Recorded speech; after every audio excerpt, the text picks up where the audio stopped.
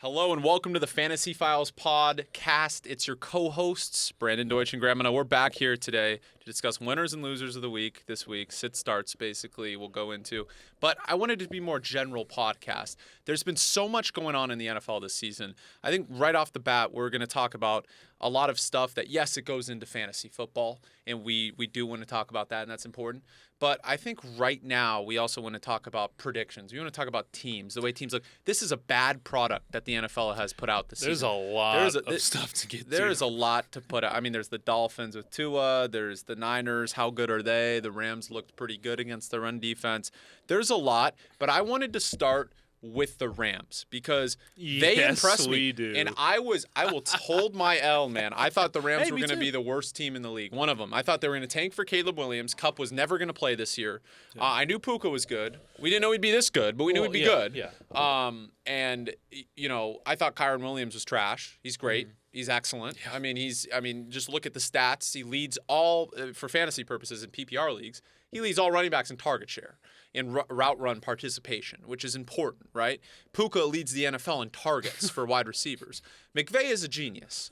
What he's doing, what Stafford's doing with just incrementally better protection with the Avila, other guys that they got, the defender they got, Byron Young, beast, absolute beast defensively.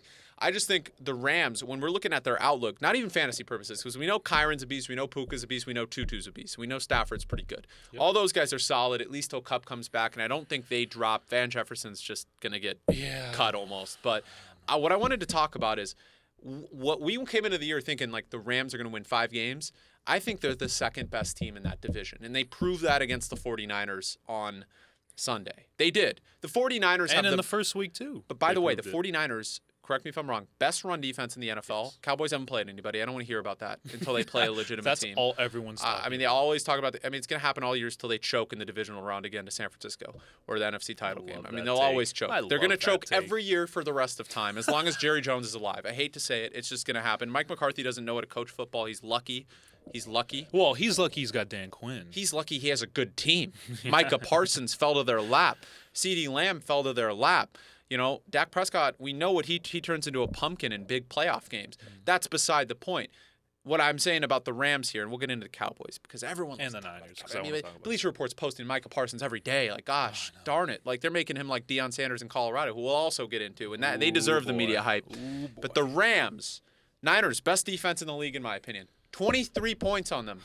I mean, the spread. 20, I guess. The spread. Because that last second field goal was... That spread. A lot of people were mad. I know. And they asked McVay. McVay had some money on the Rams, plus 7.5. Yeah, he's not fooling anybody. But they impressed me. I think originally 5-win team. I think now 10. 10 is in the picture right now. What are your thoughts on that? Well, first of all, I want to say that I love my Rams. I want to say that. Second of all, I want to say that I was wrong as well. You may say that you're wrong, but I kind of agreed with you in the fact that they would probably be in that 6 to... I said 10 is the highest, which is still possible, but I always said probably, like 6 to 10. And I thought it would probably be on the lower end of that spectrum. And now seeing what I'm seeing from not just the offensive line, but their run game has improved, bringing over LaFleur from the Jets. He's completely changed that run game, the run blocking. Their defense is flying around like I never thought that it would. I mean, they have everybody that new on that team except for Ernest Jones and Aaron Donald. And Michael Hoyt is doing a great job on the edge. Byron Young looks like a stud. I mean, that was an excellent pick at the time. I was surprised he fell to you guys. I mean, and he's an older draft pick. He's 25 already. So who cares? If he can play football, you can play football. That's what I was just going to say. I love it because you're getting guys that are ready. They're ready to just go in there and play. Byron Young looks really good. Puka Nacua, man. Puka freaking Nacua. Me and you, we knew how good Puka was. I mean, coming out of BYU, he was really good. He just fell to that 5th round. And Tutu Atwell, we did not see Tutu Atwell being this good. We thought maybe Van Jefferson would be the wide receiver 1. Higbee would get a lot more looks. And Higbee has been involved a little bit, but not as much as we thought. Puka Nacua, let me just read off some stuff for you. He has more receiving yards than Tyreek Hill. He has the most receptions in the NFL. Most targets. He has more yards per reception than Stephon Diggs and DeAndre Hopkins. Now, if you're going to tell me that he was the 19th wide receiver taken and that he would have those stats after this year's draft, what would you have told me?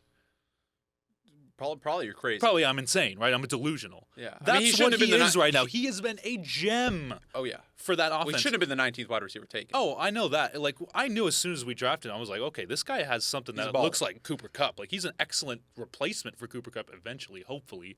Because Cooper Kupp, I don't know about his health. There's some stuff about lingering issues. There's some stuff about his hamstring being genetic. There's stuff about it being a nerve issue. I don't like it, but what I do like is this kid. Well, you got a Kupp clone. And exactly. And for a team that a lot of people doubted, they go into week 1 in Seattle, one of the toughest places to play, and absolutely dominate the Seahawks in the second half. Yeah. A team a lot of people thought would win 10 or 11 games. Which and I Lucas did too. picked to go to the Super Bowl. And I called him. I said, "What? Are you on Snoop Dogg's weed? What kind of you do? What are you doing there?" Well, listen, I knew they'd be good, but Super Bowl, they're not better than the big three. They're not better than the Cowboys, Eagles, and Niners. That was a hot take, but I will give Lucas the fact that they bounced back against the Lions and looked pretty good. I mean, their offense was pretty good. 37 I understand, points. but their offense looked pretty good. Did. So the Rams beat the Seahawks. Then they go to the Niners, who I thought, oh, this is a wash. The Niners are going to run all over them. CMC is going to run all over them. Well, he kind of did, but like he did. But here's the thing: it didn't really matter that much. They got to Purdy a little bit. They didn't really sack him that much. They got a little bit of pressure on him, forced him out of the pocket a little bit. He made some overthrows on a couple third downs that really changed the complexity of the game. But the Rams ran the ball great. Their offense was excellent. I was so shocked that they only lost by 7. I thought it would, you said it would probably be 10 or something. So you thought that it would be really close. It should have been 10, right? So you were actually spot on, I think. Didn't you say 30-20? Or you said 31 to 20? 31-20. He was so close on it. I thought it was I think I said 27-20, but that was an 11-point win for the Niners. But I am so impressed with the Rams. I think they can be competitive with anybody in the league. I'm serious about this. The Rams can be competitive with any team in the league. I don't care. As long as they're healthy. That's a big if. Look, it'd be great for TV if we could disagree on this point, but I don't disagree with you. Yeah. I mean, I think at the end of the day, they had the Super Bowl favorite, the 49ers, plus 650 or plus 700, regardless of what odds. I think they went down after that performance against the Rams, and they'll go up again once they destroy the Giants. Or maybe that game's close, because you never know when on a short week stuff can get close. They're at home with no Saquon, no Andrew Thomas. I mean, they should win. If they don't win by 15, there's a problem at least. I agree. That's why the line's 10.5. Yeah. Like Vegas kind of knows when it comes to that.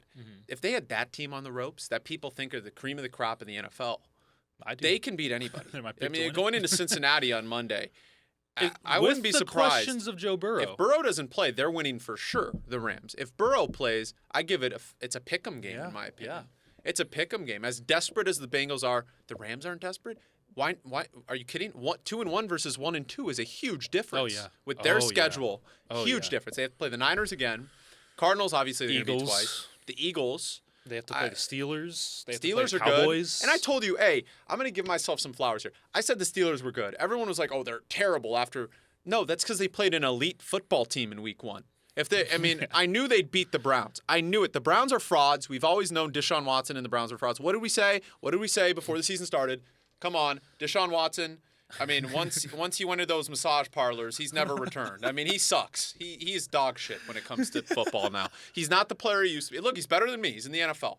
I always say that. He's better than us. Well, but listen, we know that. We're just critiquing on what we see. Our boy Xavier hates Nick Wright, but Nick Wright called Deshaun Watson a bottom 5 quarterback. I don't know if he's bottom 5, but he's bottom 10 right now.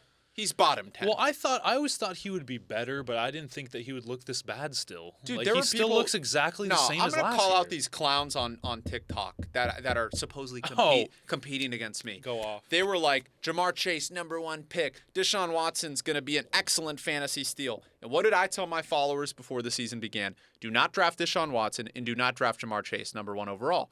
Christian McCaffrey's the first pick. It's easier to build a team around a running back. Who said Jamar Chase #1 overall? Oh, I won't say names, but there were a ton of football creators that said guys. that. I get at 3 before the season or 4, but like Tyreek was.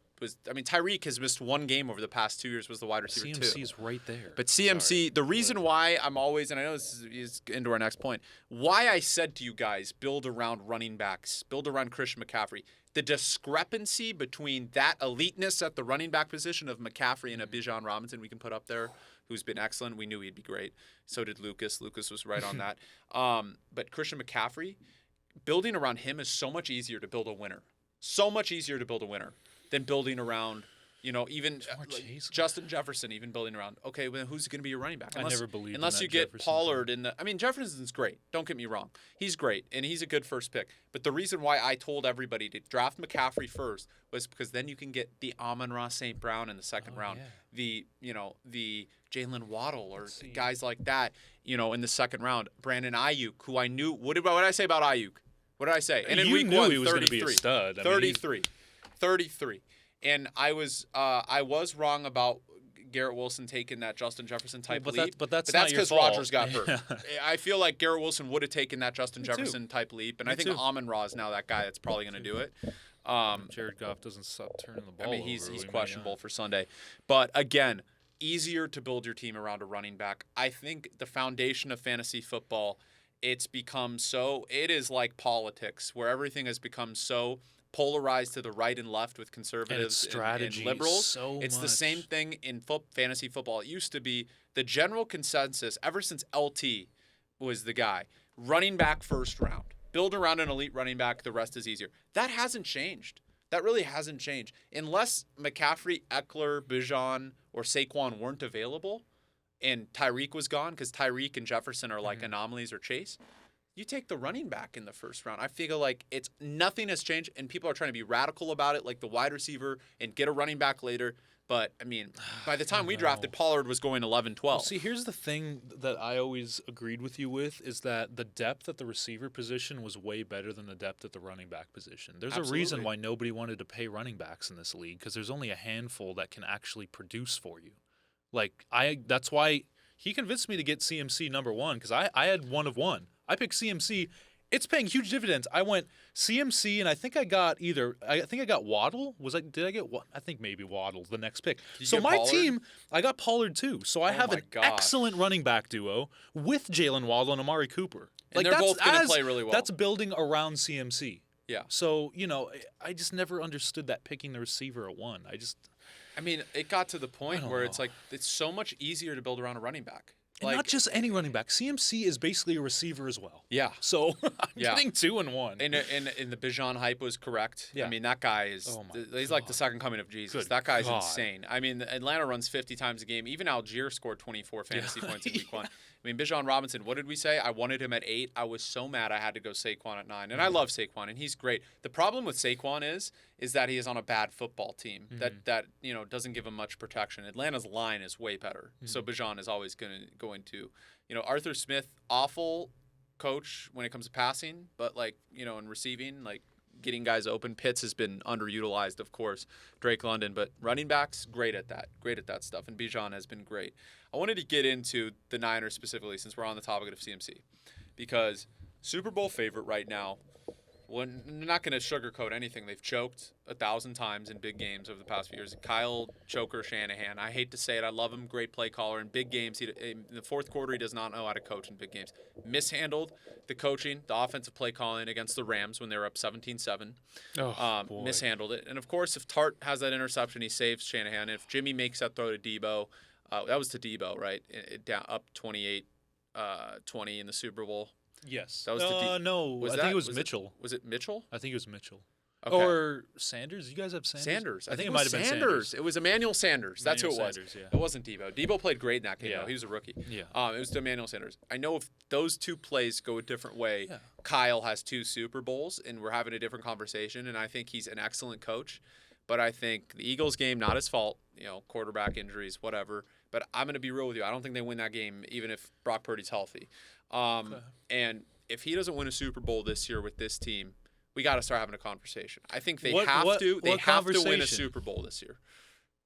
Underutilizing one of the greatest rosters in football history over a 4-year span and not winning a Super Bowl. I'm going to have to agree with you, because how much longer – I mean, I know this is very premature. We're talking about this very prematurely, but there has to be at some point a finger pointing to him. Because all the finger pointing has been, health, roster, John Lynch, the owner, Jimmy Garoppolo. At some point, you have to look at it. You have to zoom out and say, okay, well, wait a minute. Who's at the helm? Well, Brock Purdy might be the savior. He might be good enough to win him a Super Bowl. I love Brock Purdy. He's got moxie, care what man. anyone says. He's got when you look Not at just moxie. That leadership. kid's got talent, I mean, man. I'm sick of this whole thing about him being a tough kid and him being he just does whatever they need him to do. This kid has real talent. He actually I'm sorry to say. You know what? But he has talent at the quarterback position. I agree with you. I agree. And I was wrong about him. I wanted Lance to play. I thought Lance has upside, and I was wrong about my evaluation. Purdy was always the guy. He prepares them for a Super Bowl winning roster, and I think he might be the savior to the 49ers organization. I think he might be the guy that gets the 6th ring, that gets the 7th ring, and that possibly gets the 8th ring. I think there's a chance he could win 3 Super Bowls over a 10-year span if they do the right things. Now, again, they're going to be in cap hell by next year or the year after. They have $45 million in cap space, so they're going to try and trade for Brian Burns or somebody crazy to try and. I wanted the Rams. If they get Brian Burns, you will not be. It's over. I'm sorry. It is over. The defense with Hargrave already, who they got, already. Bosa, who's him? the highest. By the way, Bosa's the highest graded PFF guy. He's getting Donald treatment now. The reason why he has 0 sacks is they're triple teaming him. That's why everyone's like, "Oh, did Aaron Donald fall off?" No, because they're triple teaming. Yeah, Bosa. Now Bosa's getting that treatment. Now Parsons is going to win Defensive Player of the Year, and then they're going to double team Parsons. That's what's going to happen. Watt has been consistent for Pittsburgh. He's been great. But my point here is the roster's so good. I feel like it's just a storybook kind of thing. I think this has to be the year for the 49ers. I think if it's any year. too. Christian McCaffrey's the best running back in the NFL. Ayuk and Debo are both 2 top 10 to 15 receivers in the NFL. And now you have a top 15 at very worst quarterback. I mean, you didn't before. Garoppolo is not top 15. Lance was sure as heck not top 15. As much as I still like Lance's upside, and if he got playing time, the problem with Lance is he never played. The reason why Brock Purdy was great right away is because he played how many games at Iowa State? How many? Exactly. That's why he was good. And I think the evaluation process is different. Richardson looks good, and he didn't play much. So Richardson's good. But again, I think this is the year. Christian McCaffrey, everyone's talking about his career. Does he have an offensive player of the year? No. Does he have a Super Bowl? No. I think he could get both this year. And I think this is, if any year for Niners fans, and I know a lot of Niners fans really think every year is the year and it's becoming Cowboy-esque, but it's different because we know the Cowboys are going to choke.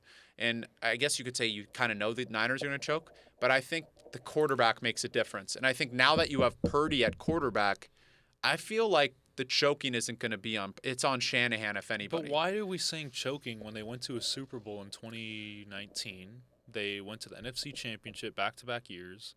When's the last time the Cowboys have done that? Nothing. I mean, thank you. So you can't compare the two. Yeah, I mean the Niners always defeat the Cowboys. Of course, and the Niners are consistently dominant every year. I mean, they've had ups and downs. I mean, Tom Fula was the head coach at one point.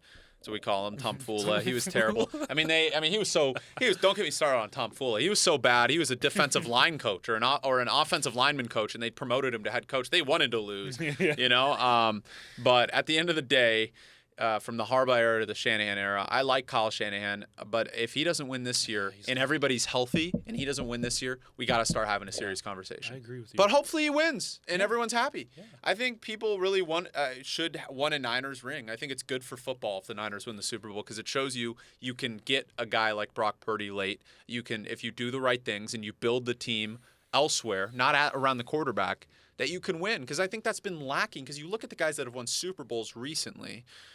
Jalen, get to the Super Bowl even. Jalen Hurts, because he had an excellent year last year. If the Eagles don't make the Super Bowl, even with their great defense, if Hurts doesn't improve. Burrow. They had 9 wins the previous year. Joe Burrow takes the Bengals to the Super Bowl. He's had. Mahomes, obviously, has won a few with bottom 10 defenses. That's how good Mahomes is. And, average receivers other than, last year. His receiver, you look at his receiver, Juju, come on. I mean, Kelsey's a de facto receiver, but yes. Outside of him. But it would just go down the list here of Super Bowl winning QBs recently, or guys that have gotten to the Super Bowl. I mean, Garoppolo, that was more. I mean, he was excellent that year. Garoppolo was great. Stafford, excellent on that playoff run. Mm-hmm. I mean, we saw Stafford's usually interception a game. He dominated. He was excellent. Brady, of course. Yeah. GOAT, right? Not much more to say. I think if you go down am I missing somebody? No, it's because it's Brady. Mahomes. Hopefully we get to the Purdy, or something like that, or Stafford Purdy kind of thing in the NFC. Yeah. But we forgot Nick Foles. The Brady killer. Bring him back. Jared Goff got to the Super Bowl. Jared Goff might get the Super. No, I'm kidding. They're not going to win the Super Bowl, but they're going to be good. The Lions are going to win 10, 11 games. Bowl, you gotta be kidding me. I think the point here is I think the Niners winning a Super Bowl is going to be excellent for football if they do it. I think as a whole, and I know you don't because you're a Rams fan. Obviously, you don't want the Niners to win. But I mean, for football, the type of brand, like style of football they play, I think rewarding it with the Super Bowl, getting a Super Bowl is the epitome of greatness in the NFL, if that makes sense. Like I think that brand of hard-nosed guys, a lot of guys that have built themselves from nothing. Like Fred Warner, you talk about Puka Nacua from BYU. Fred Warner, BYU. That's why he was under-recruited.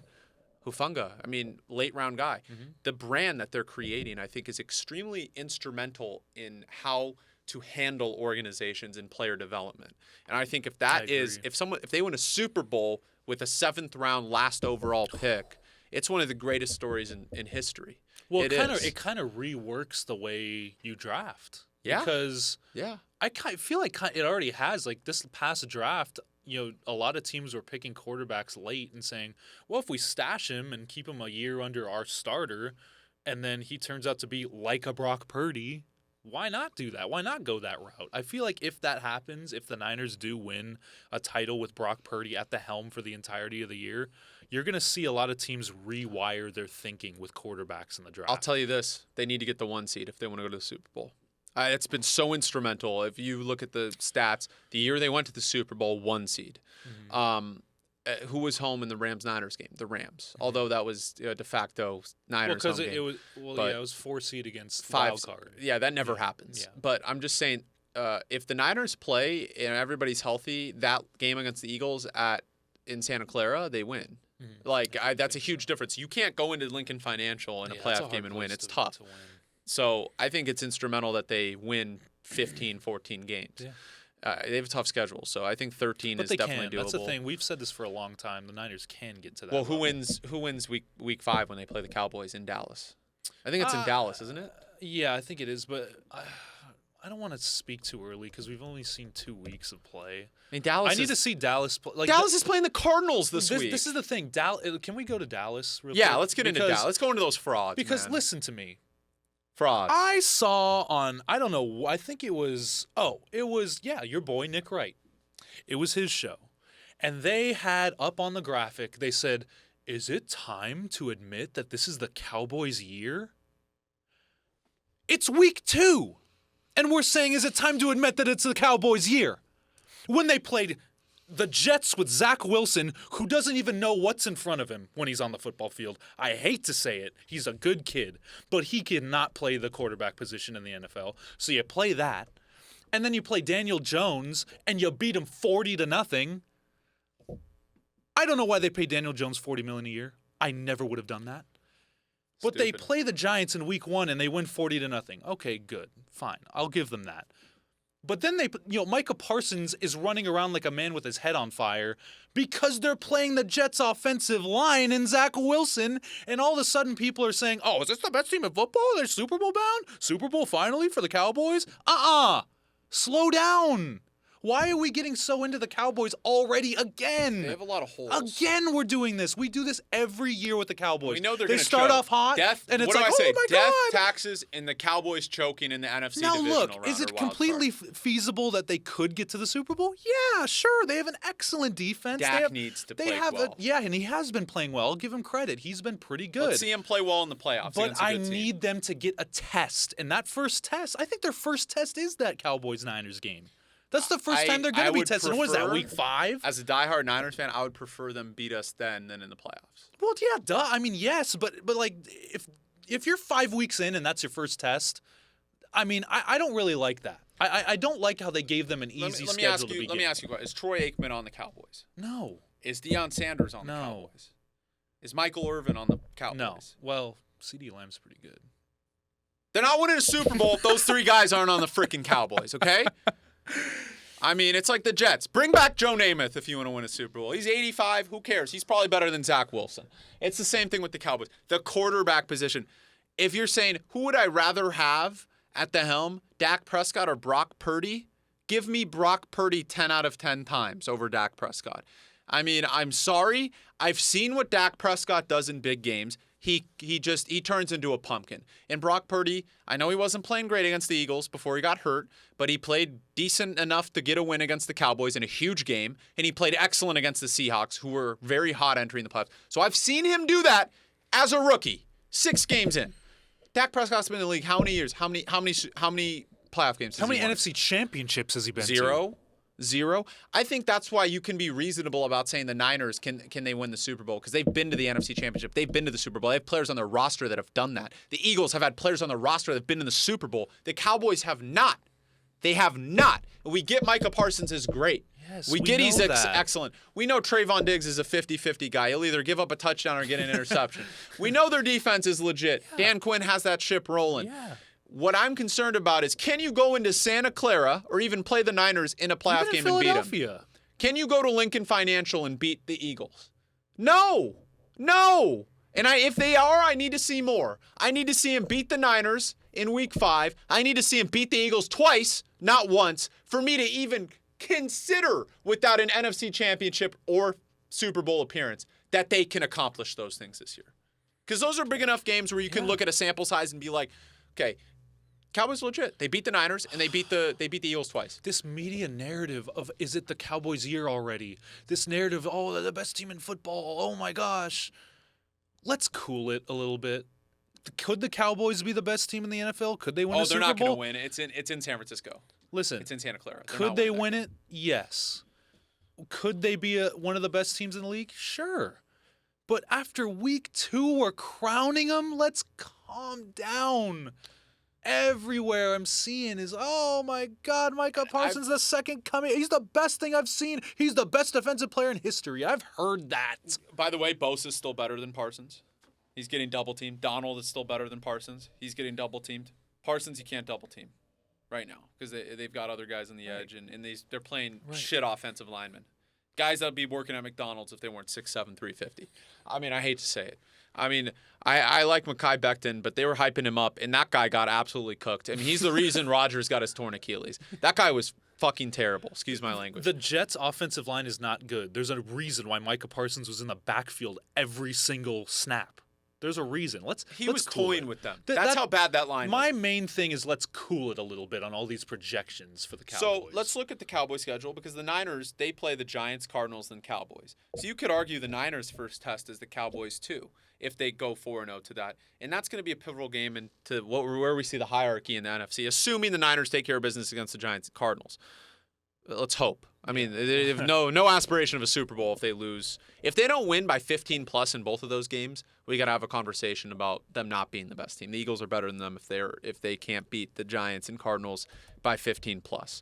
But if we're looking at the Cowboys schedule, they play the Cardinals. If they don't win by 20, that's a joke. Okay? Like, come on. Patriots, that'll be a very close game, I think. So? Maybe not. It's in Dallas, isn't Jones it? Might be just like Zach Wilson. Yeah, he might be really bad. Cowboys, Niners. That's a big game. I'm gonna make a prediction for you right here. And then the Rams, and then I'm gonna make a prediction. I'm gonna make a prediction for you. The Cowboys are gonna enter the Niners game 4-0. The Niners are gonna enter the Cowboys game 4-0. The Niners are gonna win 37-28. I think it'll be a higher scoring game. I think the defenses will get a little tired. It's gonna be unusual. A lot of people would say it'd be a 20-17 type of game because 2 good defenses. But the way I saw the Rams carve them up, Niners are going to have to score 35 points per game against really good teams to win now. I mean, they've got holes in their defense. I love Lenoir, the way he intercepted that pass, but the guy can't guard anybody half the time. I hate to say it. And yeah, so haters, he's always talking about on haters mad. I got in it. Yeah, it's because Stafford threw it right. I mean, you made one good read, buddy. Like, let's see you lock up some elite receivers first. Shavarius Ward is locking up good receivers. Yeah, can he do it? Let's see. Can Hufanga stay healthy? I mean, he has a chronic knee issue. Can he stay healthy the whole year? Can McCaffrey stay healthy? Health is the issue for the Niners. Cowboys, okay, enter that Niners game. I think they lose. I think they lose to the Chargers. Really? I think they lose to the Chargers, and I think they lose to I think they beat the Rams, and I think they lose to the Eagles. So I think once they're 4-0, I think they're going to be 4-1, 4-2, 5-2, 5-3. Because that's at Lincoln Financial. And we look at the rest of the schedule. I think the Giants are going to lose to them 6-3. They're going to beat the Panthers 7-3. Commanders for sure they beat 8-3. Are you sure? Certain. They beat the Commanders like that easy? And it's in Dallas. It was in Washington. So what? The second game's going to be in Washington. That might be a benefit. Okay. And then Seahawks, pick them. I'm going to say they lose that game. Dude, that is a tough schedule down the stretch. Are you kidding? Eagles again lose. Win. I think they win. 9-4, 9-5. Bills lost 9-5. Dolphins lost 9-6. Lions lost 9-7. You think the Lions beat them? Yes. Lions are legit. Okay, maybe not. I'm just saying, for me, I want to see a full season. Like, we're talking about Dallas like they're already in the freaking Super Bowl. That's what I'm saying. Relax. And as a Niner fan, I don't take any of these games. I like to see each game. I was unimpressed with how the Niners played against the Rams. I want to see absolute dominance on a short week against the Giants. I want to see absolute dominance for a full game against the Cardinals like they did in Mexico City with Jimmy Garoppolo. I want to see dominance against the Cowboys, against good football teams. How is this defense going to fare against good football teams? I want to see that, and it's a week-to-week thing. I don't care, because I've seen it with the Niners, and I'm going to give Cowboys fans some advice. I've seen the Niners look like dog shit until week 9 and then get all the way to one quarter away from the Super Bowl against the Rams. Yeah. In fact, they were losing to the Rams 28-3, 21-3 at halftime. No, it was 17-0. 17-0 at halftime. They came back to win. I was on a flight and I'm like, please, can they come back? I couldn't watch the game, and all of a sudden they won and the Saints lost, and whatever. Rest is history. They were one quarter away from going to the Super Bowl, and they would have won. They would have beaten the Bengals. Both of them would. Rams ended up winning that Super Bowl. Congratulations. Good for them. They deserved it. Oh, yeah. But I'm just saying right now, that team was dog shit until week 9 or 10. I mean, they lost to Tennessee a week before, a couple weeks before the playoffs. They started off 1-2. I remember that. And last year, when they got 13 wins, they started out 1-2. Correct? Weren't they 3-4? They were 3-4 or something like that. Yeah, and then they went on a 10-game win streak. 10-game win streak. So, in fact, they've actually yet to lose a regular season game, unless they lose to the Giants by the time you're hearing this, which I hope they don't. That would be an utter embarrassment. They'll have won 13 or 14 straight games with McCaffrey and Purdy in regular season. When Purdy's been able to finish a game, they have not lost yet. That is why there's hype on the Niners. And even me as a Niners fan, hold off. Let's see what they do in the NFC Championship game. Let's see what they do in the NFC Divisional. Can they beat the Eagles when they go to Lincoln Financial later in the season? That is my test for the Niners. Can they go to Lincoln Financial and beat them? Can they do that? Because that might be what they have to do. We talk about, are the Eagles that good? We can get into the Eagles next and what their fantasy guys are doing. By the way, going back to fantasy, Cowboys, CeeDee Lamb, excellent. Top 3 to 5 receiver, just because I don't think Cooks, he's good, but Lamb is the truth. Pollard, top 5 running back. First round pick was easy. What did I say? You got him in the second round? Yeah. Should have been a first round pick. Yeah. Should have been a first round. Excellent. You look at the defense. Defense has been winning people fantasy matchups. They're great. They had 30 fantasy points in the ESPN. I think someone asked me, would you trade CeeDee Lamb for Jamar Chase right now? And I said no. No, I wouldn't either. CeeDee has a monopoly right now. He has a monopoly on that team. He's getting 10 to 12 targets a game. He is elite as they come. Jamar has T. Higgins, and Jamar will undoubtedly play better like a superstar. And Joe Burrow, if he's healthy, he'll play like a superstar. But if you're telling me, I would make that trade right now. Just to go back to fantasy. And for the 49ers, I think we already know Ayuk is going to have a great year. McCaffrey, RB1, we know if he stays healthy. I think they need to use Elijah Mitchell more. McCaffrey's getting to the point where he has too many carries. It's early. No, keep feeding him. It's too early. You don't want him to get hurt. You need him to be healthy for the Super Bowl run, right? Again, if they truly want that. Purdy, excellent fantasy quarterback right now. Hasn't turned the ball over much. You got to think about that. Has he turned the ball? No, he hasn't yet this season. He's fumbled. I guess that counts. That does count. Interception-wise. Last time I checked. No one fumbles like the Steelers-Browns game the other day, though. Did you see that play? Oh, my gosh. And what about Jordan Love on that QB sneak? Oh, dude, what was he? Having some twisted tees on the sideline before that. He turned his ankle. Shout out Jared. Twisted tees. Trying to take a knee. Yeah, but anyways, going back to this, I think now it's a good time to go into the Browns. Do we have to? Well, we already did. We don't have to. No. Let's do it. No, not the Browns. I meant Bengals. My fault. I got them mixed up because they're both brown. And they're both bad football teams right now. Deshaun Watson, go back to the massage parlor, bro. Give up football. That's going to be the worst contract in sports history. And second of all, prayers out to Nick Chubb, man. That's another devastating injury. That's his second one. I hope he comes back. Such a hard worker, too. Jerome Ford I like, though, over Kareem Hunt. Yeah. I think Jerome Ford is going to if they give him the reins, he could have a top 20 running back finish. He would have had 30-plus fantasy points if they didn't call him down at the 1. and that Pierre Strong stole his touchdown. And you won't even hear Pierre Strong on the side of a road in Bakersfield in 5 years. You won't know who the heck that guy was, is, or will be. I mean, that guy is he will not be in the NFL by next year or the year after. No offense to Pierre Strong. He got his touchdown. Enjoy that moment. Kareem Hunt's in. That guy won't see the field probably ever again for any team. So, again, Jerome Ford, I like. Bengals. Okay. Burrow's hurt. Shouldn't have played the first 2 weeks. I think we all knew that. They lost anyways. They rushed him back. He signed that contract. And I get his competitiveness and wanting to play because he's a winner. Yeah. He's a winner at all things. And Jamar's a winner and T. Higgins is a winner.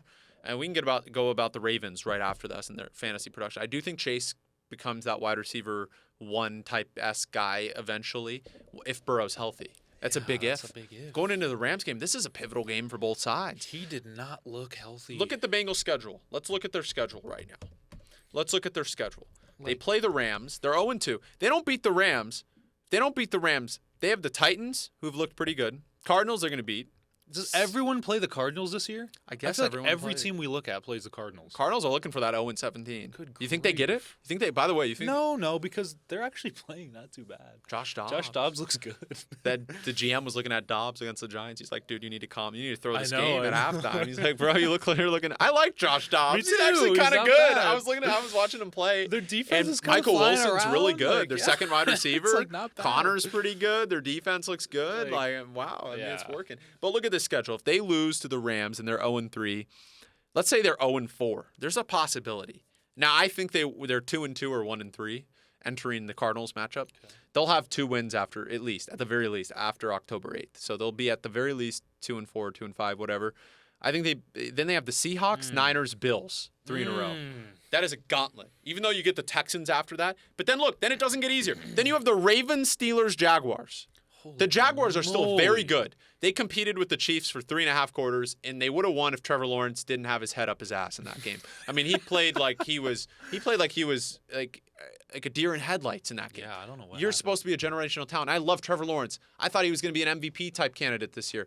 Man, he was just terrible against the Chiefs. I hope he can get it against the Texans this week and bounce back. But this schedule, you play the Ravens, Steelers, Jaguars. You get an off game against the Colts. Cool. Then it's Vikings, Steelers, Chiefs, Browns. I mean, if I'm looking at that schedule, are the Bengals winning 8 games? Historically, teams that have started 0-2 have a 90% chance of missing the playoffs. So which 0 team is making the playoffs? None of them, right? Vikings making the playoffs? No, I don't think so. I think the Lions are better. I think one team from that division makes it. And I mean, maybe the Packers. Packers look decent. Who are the other 0 teams? Panthers, Texans, sure as heck aren't. Broncos, no, come on. Chargers. Come on. Chargers are the team that probably does it if it's anybody. Yeah. Just because of the talent. Even Patriots. though Staley, I've been saying, is the worst coach in football. I think we all agree on that. And I look at the Bengals right now. Bears. I think the guy that could win him the game Monday isn't Jamar Chase or Joe Burrow. I think it's Joe Mixon. Oh. I think it's Joe Mixon. We saw what McCaffrey did last time. I'm not saying Joe Mixon's McCaffrey. Mm-hmm. And we saw the reason why Ken Walker couldn't get it going. The Rams are susceptible to pass catching from the running back position. They can't cover slip screens. We saw with Debo. We saw with Christian McCaffrey. They have real trouble from guys in the backfield getting the football on slip screens or just screens in general. They have trouble going out, their safeties, corners coming in, linebackers, and getting to guys right there. They're excellent at right now at zone coverage. Yeah. I've watched them. They're really good at zone coverage. But when you get a guy one-on-one and then you get a team with good blockers, and the Bengals don't have good blockers, but I'm just saying, you get Mixon out in space on some slip screens and stuff, preserve Burrow's arm a little bit, let that open up the game. I think Mixon's the key in that game. And I think Mixon is going to be a good fantasy player this year. I think if you look, I've always been, you know me, I've never been a fan of Mixon. But I think he benefits from being in a really good offense. He looked better against the Ravens. I know they didn't look like a good offense the first 2 weeks, but the Ravens are just have an elite defense. They're just a really good football team. Once they got Roquan Smith, they were an elite team. And they almost beat the Bengals with Huntley at quarterback. Oh, I know. They almost beat him in the playoffs. If they had Lamar, they win that game. And we're having a whole different conversation. I mean, since they've gotten Roquan Smith, I've said they've had a top 5 defense. I draft their defense in every league. Obviously, their defense didn't have a great fantasy performance against the Bengals because it's the Bengals. Burrow looked better. If Burrow's able to play and he's able to get Mixon involved, I do think the Bengals will win that football game. But I think Mixon's the key, and I think long-term for that team, fantasy-wise, if we're bringing it in because of the fantasy fouls, and season-wise, I think it's about spacing out the offense. Teams, they didn't get Mixon enough touches and enough creativity with that offense. In the first 2 weeks, what was the issue? Everyone knew they were looking for Chase. Yeah. Everyone knew they were looking for Chase and Higgins. Chase and Higgins. The whole game it was posts, Chase and Higgins, verticals, Chase and Higgins. I mean, get him some slants first. I mean, there was at one point, Joe Burrow was 9 out of 16 for 80 yards. I mean, there was no downfield. Teams have been taking away that. What's the key to unlock that? I think it's Joe Mixon. Dump it off. Not even that. Screens. You can get even to Chase. Get Chase in the backfield. Or even a forward pass. I don't care. They called Debo a rushing touchdown last week. I know. Why don't they have Jamar Chase run those plays? I haven't seen it. I'm just saying I think if they start unlocking the backfield, if they start unlocking plays that are runs, and it sounds super simple, but they'll be able to unlock those plays downfield and go on a run because they have enough talent. Defensively, they're pretty good. They're pretty good. Yeah. I mean, I know Watson, it was 24-3. I mean, the defense played well that game. And against Lamar, they played well for the most part. I mean, Lamar's Lamar, and Zay Flowers is taking that offense to a whole nother level, and we'll get into that. But are there any guys you think on that being? I mean, what is your thought? Well, T. Higgins had a bounce back week after having a horrendous first week. I think he had 20 fantasy points. And I really expect him. And I mean, he's in a contract year as well, so I expect him to step up again. But like you said, teams are going to key in on Jamar Chase. Like, obviously, he's become one of the most elite receivers in the league. You're going to expect a lot of attention to him. So your point of having Mixon be kind of that de facto second guy, I guess, especially with a quarterback that's ailing. If you're going to put Burrow in on Monday night, don't have him move around a lot. Yeah. Utilize the run game. Utilize a screen game. Utilize other things other than having Joe Burrow step back and have pressure every snap he drops back. That's one of the reasons why he keeps getting hurt, is because there's a lot of pressures on him. So I understand the fact that Mixon maybe not his stats may not pop out at you, but I mean, he had I think he had 4 receptions last week. He had 3 in the first week. He had 13 carries each week already, so they're trying to. It's just a matter of the fact of, like, I don't know what it is with that Bengals offense, but it's not as crisp as we saw in years past. Yeah. And you're going to have to change something. You can't just key in on Chase all the time. You're going to have to give it to Boyd and Higgins. You're going to have to give it to somebody else to get that offense going, because right now what they're doing, teams are locked in on it. We've seen the same offense for them for the past 2 years. Sure, they upgraded the offensive line here and there, but you're going to have to change the way you play. That's what Sean McVay did with the Rams. They're changing. They're being more physical. They're utilizing the run game. So the Bengals have to do the same thing, or else they're just going to keep falling. 0-2 is not good to start. No. I know it's 0-2. Oh, whatever. I mean, historically, it's not good. It's not good. You can beat the odds with a quarterback like Joe Burrow. Sure. Or a quarterback healthy like Justin Joe Herbert. Burrow. Yeah, he's not healthy. I don't even like sending him out with a hurt calf. Look at what happened to Kevin Durant with a hurt calf. Pop his Achilles. Yeah. And, I don't like it. You just gave him 5 years. I do not like it. I mean, at this point, you kind of have to play him now. Because you're 0-2. Yeah, but you should have just not played him the first 2 weeks, and you would have been 0-2. For a quarterback that you just put you gave the keys to as a franchise. So you're just punting on this year? No, not just sit him 1 week. 1 week of rest for a calf is big. Like, why not just? I mean, I know as a Rams fan, I'm not even saying this as a Rams fan. I'm saying, like, as somebody that wants Joe Burrow to be healthy. I think you got to look at the long-term stuff. But, I mean, you watched the Eagles game against the Vikings, right? Yeah. So your point stands with that. How you saw Jalen Hurts throw that long pass to Devontae? Why was that even able to happen? Because DeAndre Swift had ran 20 times already. Why was he able to hit Devontae for 2 long routes? Well, that game was a joke for, like, the first I know, half. but why? Simple. Ground and pound opens up the long game. That's what it is. I mean, and the Bengals are not doing that. Teams are starting to realize that. Like, people are saying, the product is bad. And, like, you're right. It's kind of boring sometimes. But in order to open up your offense in 2023, a lot of teams are saying, let's hammer the ball on the ground. I think it's become a microcosm of what we've seen Mahomes do and what we've seen Justin Herbert do and Trevor Lawrence in the playoffs. And I think the playoffs were so great last year and what guys were able to do that we got spoiled. And I think what happens with that microcosm is teams are now trying to implement the Mahomes-esque offense, the big plays. Yeah. We want the big play now. Josh Allen. And I think Josh Allen, that's why he's struggling in week 1. Yeah. I think the problem with that is when everybody tries to do that, it's so easy to play defense on that, because then you're just going to go man coverage to the guy who's the best receiver, and you're going to have the safeties back. You're going for the big play. Why were the Rams able to score 20 points? Nakua, slant, Nakua, slant. Middle, and every middle, time middle. Nakua, they were locking in 2-2, vertical, in post. That is common football knowledge. Now, I think we've become addicted as fans, and I think the coaches see that, to the big play, to the Mahomes, and I get exciting. it. And I get that big play does not happen unless you ground and pound, unless you get some other stuff going on. It doesn't have to be even running up the middle. Get a guy in motion on the side. The Niners do an excellent job with that. They're able to go and have the vertical to Ayuk or Debo or Kittle once they get guys on slip screens. McCaffrey involved on slants, on Debo involved on slants. Ayuk is the best slant runner in the league, arguably, with Michael Thomas. I mean, Olave, now they have, all those guys. Michael Thomas. I hate Michael Thomas. He's kind of back, though. I love Michael. I hate him because I love Olave, and I think Olave should be targeted about 50 times a game. But again, that's only because he's on my fantasy team. But that's the point here we're trying to make. The product, I think, is bad. It's a microcosm of everybody trying to do the big play, and I think defenses are key on it. What I will say is, I know you want to talk about your Ravens, so I want to give the floor to you and talk about why the Ravens are going where they're going. I just love that. I mean, I know they lost J.K. Dobbins, and that's a huge loss, honestly, but Gus Edwards looked pretty good. Lamar Jackson, I just think that them running the ball into the ground, they're I mean, I said this before. We didn't say it on camera, but Lamar Jackson is essentially their RB1. I mean, say what you want. He has an excellent arm. He's a great quarterback, but he's essentially their running back one, even with J.K. Dobbins. So I always knew that even without Dobbins, they would still execute that run game pretty well. But now look at the weapons you have. You have Flowers. He got hurt, but he'll be fine. You have these guys that they brought in with a new OC, which I thought would change everything, and it kind of has. They kind of slowed down a little bit in the second half, but I feel like every time Lamar Jackson, there's a 3rd and long, right? And Lamar Jackson's in the pocket, he always rushes for a first down.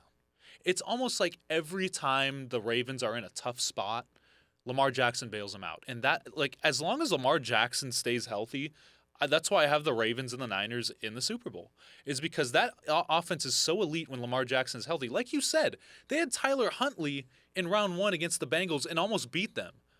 Roquan Smith, after they got him, has been excellent for them. Their defense has been excellent since then.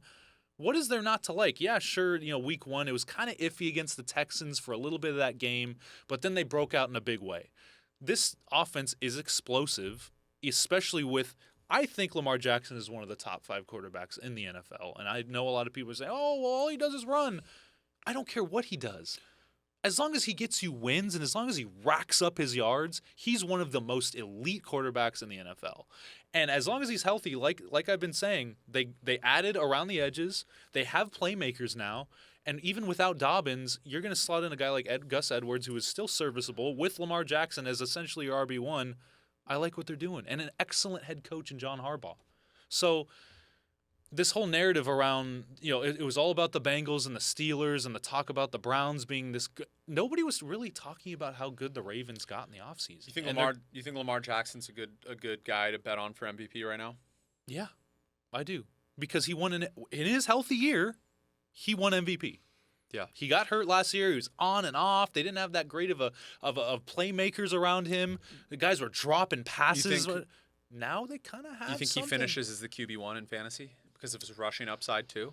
He's the QB. I think he's the QB because week 1 he only had 6 fantasy points. I think it's still too early to say. It's early. I think it's still early to say. But the upside for him to be that QB1 in fantasy, absolutely. He's a running back and a quarterback.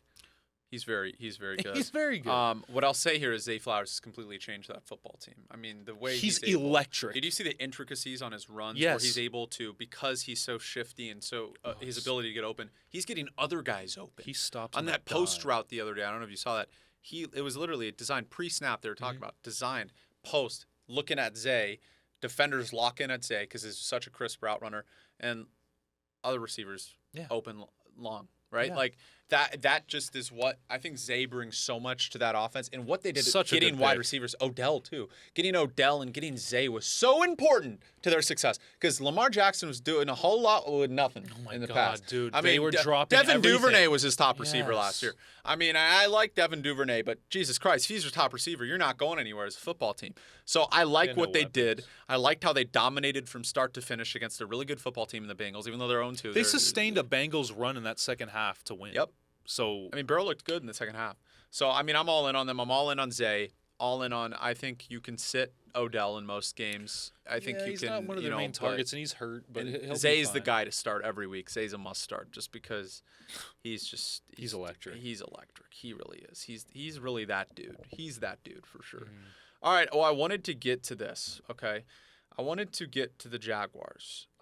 They looked really bad against Kansas City. I have the stack of Ridley, Lawrence, and Etienne, and I love that stack. I think it's the best stack to have: wide receiver, running back, quarterback, or it was. I do think they bounce back. I don't know if it's against the Texans because the Texans, Lawrence is a career 150 passing yards per game against the Texans. Very bad against the Texans for whatever reason. I think Etienne has a huge day because they have a terrible run defense, and I do think Lawrence is going to have his first 250-plus passing game against the Texans because I think Etienne's running ability will allow Lawrence to pass. And last week, Etienne wasn't running because Chris Jones was there, and then they just knew when Lawrence dropped back to pass once they got down. Ridley couldn't get open. They did a great job on him. I think Ridley has a bounce-back game. I think Ridley's going to finish as a top 5 fantasy wide receiver, and I think Lawrence will still finish as a top 6, 7 quarterback. And I think Etienne's a top 5, 6 running back for fantasy. And I'm going to go and say this. I think they're a sleeper still to go to the Super Bowl, and it's because of their defense. And it's not even because of their offense. Their offense is great. Ridley's taken that. I mean, Kirk is still excellent. Ingram's excellent. I know they lost to the Chiefs, and they looked abysmal. It is early in the season. We jumped to conclusions like we said about the Cowboys. I think fantasy-wise, Jaguars are one of the best teams to have. It's Niners, Jaguars, Chargers are a great stack. If you have Herbert, Allen, and Eckler or something is an excellent. It's the only one I think that can compete with Lawrence, Etienne, Ridley when you look at top running back, wide receiver. I mean, or Purdy, I guess at this point, Ayuk or Debo and McCaffrey's a great one too. But I digress. I think they're a sleeper to go to the Super Bowl. I mean, they held the Chiefs to 17 points. Well, I think it ended up being 22. No, 17. 17-9 was the final score. Their defense is legit. That's pretty good. And if their offense gets rolling, and they have a guy who has moxie. And I know Lawrence didn't play well last week. Lawrence he plays the quarterback position how it's supposed to be played. In big games, he steps up. He was excellent against the Chiefs in the game they lost. They should have won that game. That was a choke job. Yeah. They should have won that game. They should have won that game in the divisional round. They beat the Chargers. They came back. I mean, the poise he had in that game. The second half, well, he had 4 picks in the first half, but in the second half, he looked like he was the second coming of Jesus. Yeah. I mean, he has that hair like Jesus too. I mean, he's a great guy. And by the way, side story: my dad's friend Wes is a really wealthy guy in Jacksonville. He has a driver, same driver that Trevor Lawrence has, and says Lawrence is the nicest guy in the world. Always pays extra, always asking about your day. Just a leader, a great guy. So I root for people like that. I hate when assholes succeed. Like Eli Apple, get that bum out of the league. I mean, he's literally said that the 7th girl he impregnated over the past year or two, he said, you should have killed that kid. Allegedly. I mean, what a terrible human being. Those guys I hate to succeed. And that's why I don't want the Dolphins to win the Super Bowl, just because they have him on the roster. Okay? I don't like assholes. I like when nice people like you and I, Grant, succeed. I like that. I don't want assholes to succeed. Too many assholes in this world are succeeding, in my opinion. Money-hungry people that only care about that instead of happiness and being a good person at the end of the day. Because morals and honesty and loyalty is number one. I think at the end of the day, Lawrence and Purdy are great people, and they have those values. And I'm not saying you can't be a good quarterback and fuck around, but I mean, excuse my language, but Josh Allen cheated on his girlfriend. Now he's not as good.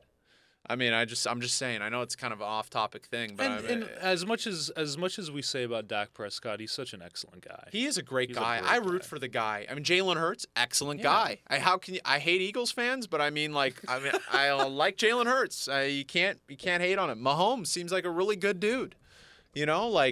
People talk about his brother, or his wife, but him himself looks like a good dude. Kirk Cousins, great dude. I think that's important. I'm not saying guys that can't succeed are bad dudes, like Lamar Jackson. I mean, most of these quarterbacks, you've never heard a bad thing. Deshaun Watson, obviously not a good dude. So that's a whole different conversation. But going back to the thing, because I went on a little tangent there. Mm-hmm. Lawrence has it. He has that it factor. He has that it factor where I think it's this year or next year, with the roster they have, they can win a Super Bowl. I think it's possible they can go on a run. And this year's AFC might be more wide open than we've ever seen. I agree. I think when we're looking at down the road, it's usually been, okay, is it going to be the Bengals, Bills, or Chiefs? we could be saying, is it going to be the Ravens, Jaguars, or Dolphins at some point later on? I mean, who knows if the Chiefs will even last? I mean, their offense looks horrendous right now. Maybe it's just Andy Reid trying out stuff early on in the season, and you never count them out because they have Mahomes and Kelsey in a good defense. And Mahomes has really never had that good of a defense, which is crazy. But at the same time, I think this is wide open AFC. And I think the Jaguars have a chance. In fantasy, I think, like I mentioned, they're going to be excellent. I think Kirk is a great option, too, in fantasy, just because it might switch off where he'll have 2 receptions and then 8 receptions. And Ridley, I think they can both coexist. Ingram's a great fantasy tight end. I think they're a great team to have. And that's why I have that stack of Lawrence. And I expect to win a fantasy championship with that stack. I really do. I think Lawrence, Ridley, Etienne in the long term is the best stack to have. I do, straight up. There we go. Thank you guys for listening to the Fantasy Files pod. Appreciate you guys listening to Real Talk. And I know we talked a lot about general football instead of fantasy today, but we wanted to make it more fun and more generalized and more mixed. I think we're going to do more of that from now on. So thank you guys so much for listening.